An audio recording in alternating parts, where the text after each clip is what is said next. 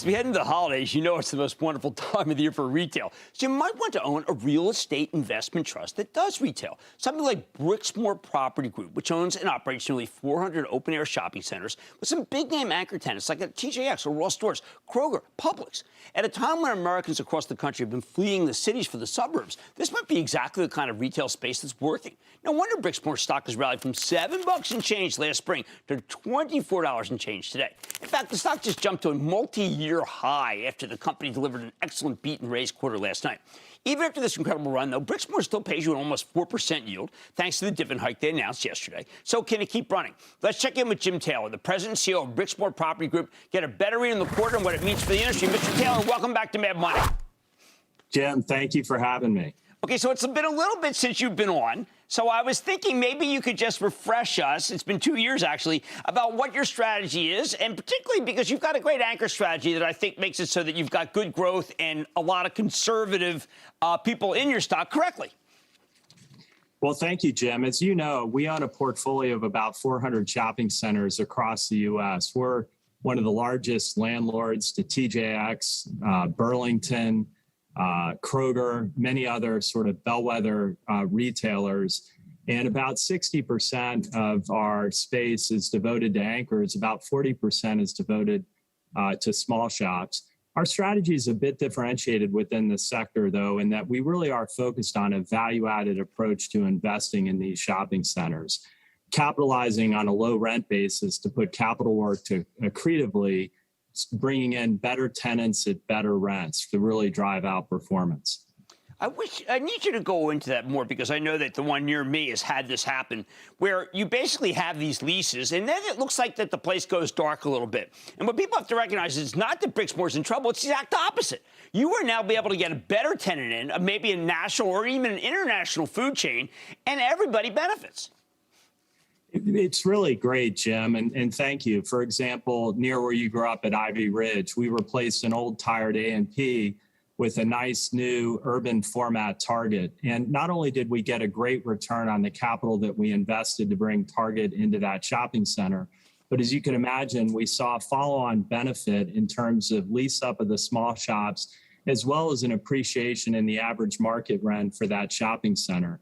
We've invested over the last 5 years about $600 million at an incremental return above 10%, impacting over 150 shopping centers across the country, really driving not only great ROI, but great follow-on growth, which was something that we talked a lot about this quarter. And I think the market is really beginning to appreciate how this value-added strategy outperforms not only in normal times, but through disruption as we capitalize on that low rent basis, bring in better tenants at better rents, and drive very attractive risk-adjusted returns. At the same time, I think that you are immunized from what a lot of people thought would be a problem, which is e-commerce. Never know when that's going to come back.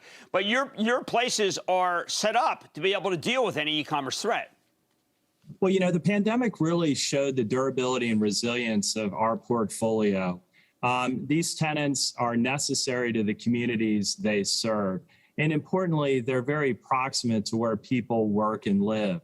So it provides a compelling, low occupancy cost alternative for retailers who recognize, particularly through the pandemic, the importance of a store to their multi-channel strategy of serving the customer. And, you know, we're seeing that demand in our leasing pipeline today, Jim, in terms of not only what we have signed but yet to commence, but also our forward leasing pipeline as well. Again, with the very best retailers who now fully really appreciate the importance of the store to their strategy of serving the customer. Well, let's go back to the situation like in Ivy Ridge, where exactly you're right, where I grew up. What happens is that if you have an A&P, you happen to have a lot of second and third rate stores near it. So there's nothing like if you go there, you're going to shop at the next place. When I see your places now, it's a Target, it's a Marshalls, it's an Ulta, then it's a Whole Foods, then it's Chipotle, then it's Starbucks. I want to go to all these places. I'll go get a cup of coffee at Starbucks while I'm going to another place. I stop at Chipotle, get the brisket. I mean, you have the right companies in there that people don't just go to one store. It's absolutely the case. And really, when we are doing our job well, that center truly becomes the center of that community. It's no longer really a Brixmor property. It's your shopping center. And as you mentioned, it's where you go to work out. It's where you go to grab a cup of coffee. shop for that meal. There are just many uses that these centers can serve for the communities and the retailers that tenant them. Well, one of the things I like when I look at yours, I get my ideas. I get my stock ideas. Like I saw that you went with Five Below, so therefore I think Five Below is a real outfit. I want to look at Five Below. It's a Philly outfit, so I was obviously interested. But once I see you guys go in with Aldi, not necessarily my favorite, but my wife says, listen, it's much better than the previous place. And obviously, HomeSense makes a great deal of sense. Burlington is another one that I got from going to one of your shopping centers. So it's pretty clear you've got the best of the best that America has right now in retail. We're very fortunate. We have great partnerships with these leading retailers. And again, we out-index in terms of our market share of their new store openings in our centers that are well located and give them the proximity to the customer that they desire.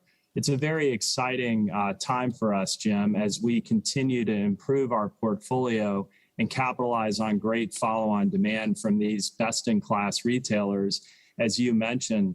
Not only the national and regional players, but also some of the great local concepts, including Philadelphia's own Chicky and Pete's, which has done very well, or Iron Hill Brewery.